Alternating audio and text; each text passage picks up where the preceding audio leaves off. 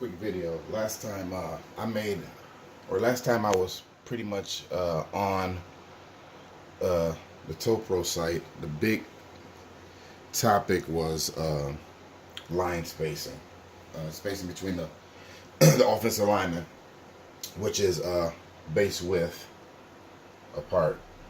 So what I found out, what I do on a TowPro scale field, the easiest way to do it is to not let anybody invade inside the hash other than the center.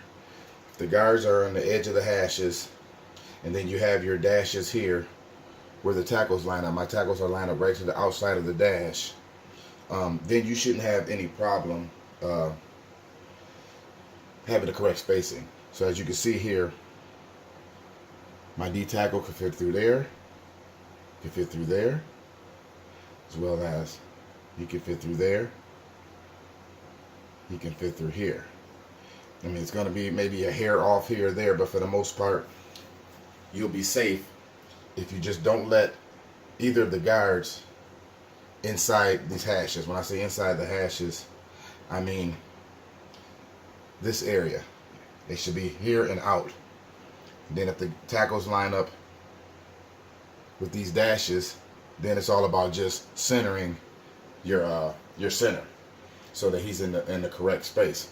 So then you'll have more natural blocking angles take place. So this will be just a regular dive play here. So you can't see it. I'm gonna flip it around from this point of view. Now you can see it's kind of shadowy in here because my light is right above. Okay, I'll get back. So you can kind of see there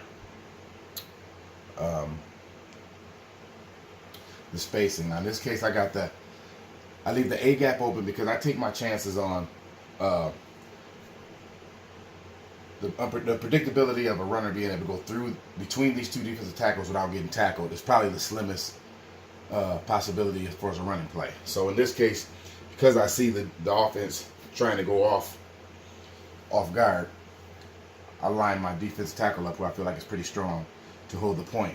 My linebackers are always going to be like 15 yards deep because I want them to defend crossing routes on their way to the run. And I'm confident that they can stay straight in their lanes to do so.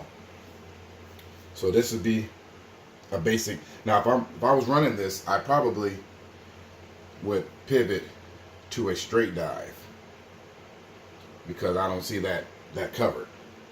So, and if he would have stayed behind his blocking, see, it's easy to say where the holes are, but if the men don't react the way they're supposed to, it doesn't matter whether the hole is there or not. If he would have stayed right here behind his back, then he would have been in good position. As you can see, the linebackers, see how quickly they came up from 15 yards.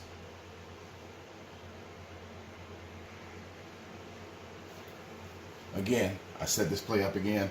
What I'm doing, I'm showing an off-guard run because I want to go up the middle. I feel like my strength is in the middle. So my quarterback's just going to get out of the way. That was one thing that I saw video when Corey had his quarterback spin. I used to do the exact same thing when I had my quarterback spin around, almost like a play action. But now I just like to get him out of the way. Actually, even when I pass, I drop my quarterback back. So this base doesn't have to change. If I decide I wanted to pass, I would just pivot, get him out the way.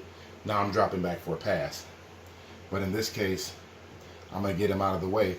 Now I see that I left that gap open, even though I got my middle linebacker coming late, and I trust he can get there. I left that gap open. So what I'm going to do is I'm going to pivot to a straight dive, straight down the middle. Now remember that last time I pivoted him straight too, but he turns in, so I'm going to leave him like that. So hopefully he'll follow the fullback through the hole, and that being my runner, this being my runner here, hopefully he follows that fullback. Again, the linebackers are back 15 yards to take away crossing routes en route to support the run. At the same time, they're going to allow some of this to break up so they can shoot these gaps. If I put them too close, there's no gaps to shoot. It becomes a pushing match. You know, win or lose, you don't want to get into a pushing match. So, corners on this side is off 20 because I got a safety in here who's going to turn. He's going to take away a quick underneath pass. So what I'll do is I'm going to stop it to show you where they would be corresponding to like a passing play, even though this is a running play. A lot of times people see space and they, okay, he's open. Well, he's open because we're looking at it from on top or from the side. You're not looking at it from where you're throwing it. So here we go. I'm going to run that dive. I'm going to run it for a quick second. See, now you can see he's following the back more now. Okay, you see the linebackers coming in the holes. You see the underneath from the strong safety here, which is going to make that pass is there, but he's on the top. He can make the tackle. You see good coverage there. Okay, see if he follows him in. Okay, he went off the block. He shot the hole. The linebacker missed. He hit his gap. He's just a little bit off.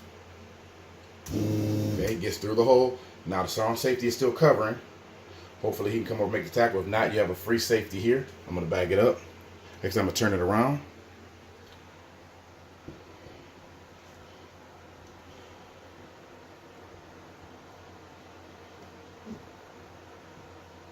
So now you see him right here, breaking free.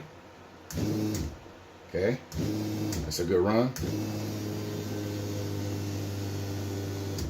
There's a touchdown.